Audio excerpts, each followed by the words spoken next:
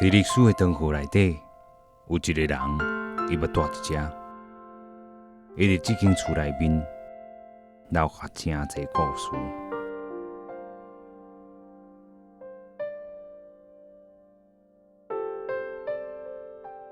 北门这个所在，有一间日本式的古厝，这是王金河医生的诊所，也是伊的徛家。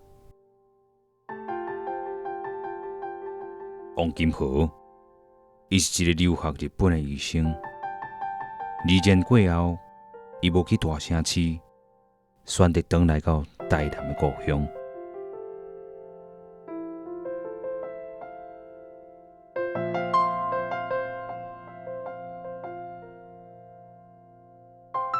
这是家己的徛家，搁兼诊所。伊伫民国33年东京医专毕业，就返来家己的故乡。伫这个日本人留落来的厝内，王金河开始伊的看尽人生。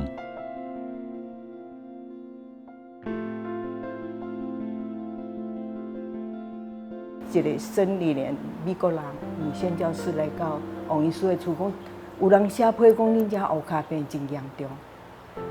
伊讲王医师就看即个孙立莲女宣教师，佮对台北过来，所以伊就带伊去看拜访几位病人乌骹病的厝。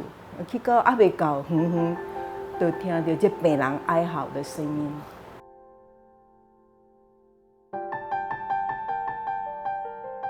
王医师就问伊讲爱做偌久？伊讲一直做到无乌骹病为止。这病人因着乌骹病，家境阁特别困难，迄阵嘛无健保，所以大家要互医生看，拢毋敢去，足贵的。讲着开刀，迄还毋知要爱开偌济钱，所以就无简单。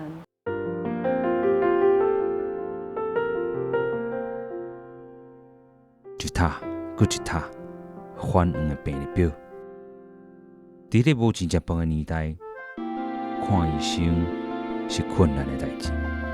一旦治着乌骹病，若是要保性命，真侪人只有行上锯骹这条路。其实我无权利替你做决定，其实我应该亲身承担这种的痛苦。虽然咱拢知影，毒卡是为着要减轻目前的痛苦，这也毋是一个简单的决定。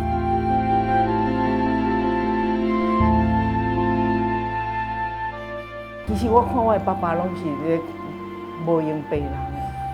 我捌细汉咧艰苦的时候，人无爽快，伫遮咧等爸爸拢还袂要来甲我看，我就伫这个窗安尼看对外口去，讲迄病人拢逐个拢一个一个去，足欣羡，讲这病人真紧就会当互爸爸看，我伫遮等伊等遮久。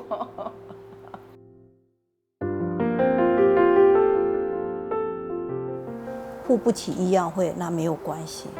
他还跟他讲，你付不起医药费没关系，但是我要告诉你，你生病了还是要来看哦。甚至清寒家庭的孩子，有时候考上了私立学校，不是公立的，学费比较贵，那个家长就说，那不用念了啦，赶快工作赚钱了，就会跟他讲，这个很难得，你的孩子如果是这样子，能够继续受教育，以后是很好的。你应该让他去读学会的事情，你不用担心我会帮忙，我会负责。